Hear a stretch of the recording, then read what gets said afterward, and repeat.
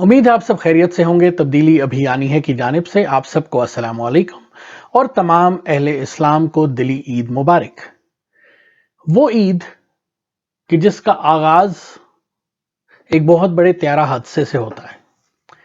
ہماری قوم، نہ صرف ہماری قوم بلکہ پوری دنیا اس وقت کورونا کی وبا میں گھری ہوئی ہے اور ہم پوری دنیا کو یہ سمجھ نہیں آ رہا کہ اس وبا سے کیسے نکلا جائے۔ اور اس دوران میں ہمارے پیارے وطن پاکستان کے ایک بہت ہی خوبصورت شہر کراچی میں ایک پلین کریش ہوتا ہے، جس میں بقول ہمارے نیوز چینلز کے کچھ فوجی حضرات شہید ہوتے ہیں اور باقی کے تمام لوگ جاں بحق یا ہلاک ہو جاتے ہیں۔ یہ ایک انتہائی افسوسناک مائنڈ سیٹ ہے، کیونکہ اگر آپ ایک ہی طرح کے حادثے میں دو طبقات کے لیے دو ڈیفرنٹ القابات استعمال کریں گے تو تقسیم تو خود بخود پیدا ہو جائے گی۔ تو اس بارے میں ہمیں سوچنے کی ضرورت ہے کہ اگر شہید ہیں تو سب شہید ہیں، جاں بحق ہیں تو سب جاں بحق ہیں۔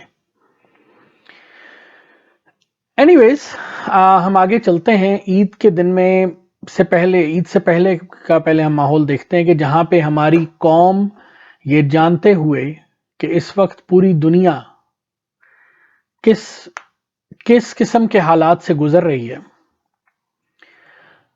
ہم انفارچونیٹلی اپنی شاپنگ میں، اپنی خریداری میں، اپنے اچھے نئے کپڑوں میں اور اپنے اللوں تللوں میں مصروف تھے، اور ہم نے اس بات کی پرواہ کیے بغیر، ہم وہ قوم ہیں جو کچھ دن پہلے چیخ رہے تھے کہ ہمیں کھانے کو کچھ نہیں مل رہا، اور ہم بے تحاشا بے دریغ پیسہ لوٹانے کو تیار تھے عید کی شاپنگ کے لیے۔ اور ہمارے انتہائی عاقل چیف جسٹس صاحب فرماتے ہیں کہ آپ نے کپڑے لینے ہیں مت لیں، لوگوں نے تو لینے ہیں۔ جناب، آپ لوگوں کو نئے کپڑوں کو لینے کے اوپر انکریج کرنے کے بجائے اس بات پر انکریج کریں کہ وہ وزیر اعظم کے کورونا فنڈ میں اپنا 1000، 2000 یا 3000 کے سوٹ کے پیسے ڈال دیں۔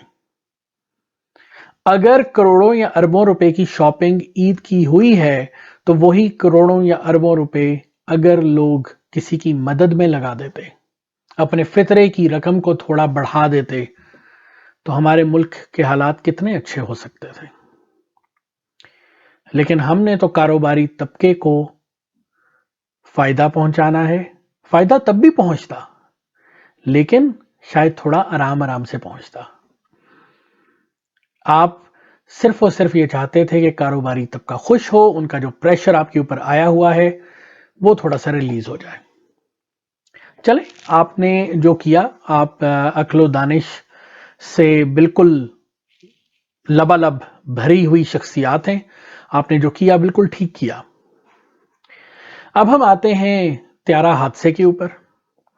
طیارہ حادثہ ہوا انتہائی افسوسناک واقعہ تھا، اس کے اندر بہت معصوم اور قیمتی جانیں ضائع ہوئیں۔ ہماری پاک فوج کے، صحافی برادری کے اور بینکنگ سے ریلیٹڈ اور دیگر بہت سے شعبوں سے ریلیٹڈ بہت سے لوگ اس میں شہید ہوئے۔ ہماری نظر میں یہ تمام شخصیات، تمام ہستیاں شہید ہیں، اور شہید کا مطلب ہوتا ہے بائی دا وے گواہی دینے والا۔ تو ہمارے اکثر انڈین حضرات جو ہیں وہ بھی اس بات پہ انسسٹ کرتے ہیں کہ جو ہمارے ہندو بھائی ہیں یا دوست ہیں کہ ہمارے لوگ شہید ہوئے ہیں، ٹھیک ہے، لیکن شہید کا مطلب جان لیجئے، شہید کس زبان کا لفظ ہے یہ جان لیجئے پہلی بات، اور اس کے بعد اس کا مطلب جان لیجئے، اس کے بعد انسسٹ بھی کر لیجئے گا کہ آپ کے لوگ بھی شہید ہیں یا نہیں ہیں۔ شہید کا مطلب ہوتا ہے گواہی دینے والا، اور اس کے اندر اب آپ کے حضرات کس بات کی گواہی دے رہے ہیں، اس بارے میں تھوڑا سا اس پہ بھی لائٹ ڈالیے گا۔ خیر، یہ بات کسی اور طرف چل پڑی۔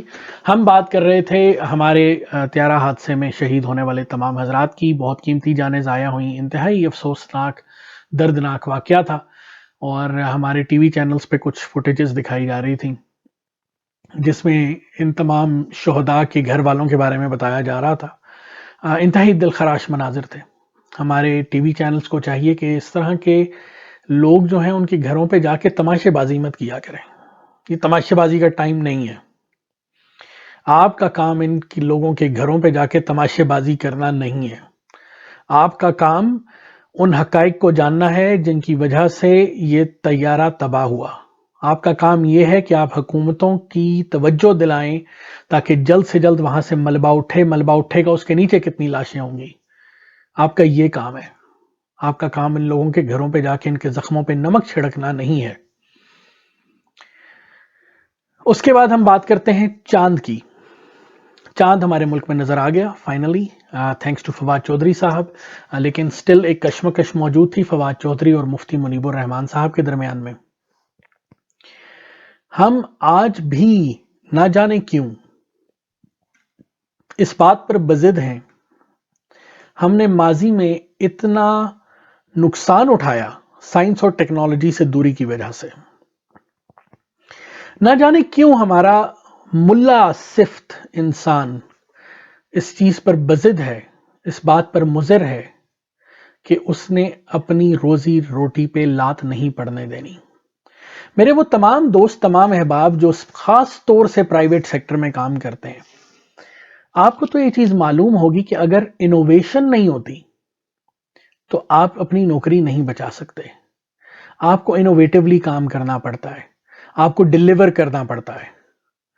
اور ہماری سرکاری نوکریوں کا سب سے بڑا پرابلم یہ ہوتا ہے کہ وداؤٹ ڈیلیوری آپ کو ترقی مل رہی ہوتی ہے. اگر ہمارے یہ ملا حضرات ڈیلیور نہیں کر سکتے, اور ڈیلیوری ان کے لیے کوئی اتنی مشکل بات نہیں ہے, جو بات آج فواد چودھری کر رہا ہے یہی کام اگر یہ ملا حضرات آج سے چند سال پہلے کر لیتے, اسسٹنس مانگ لیتے چند سائنسدانوں سے, اسپارکوں سے اور اس طرح کے دیگر جو ادارے ہیں ان سے, تو کیا برا ہو جاتا.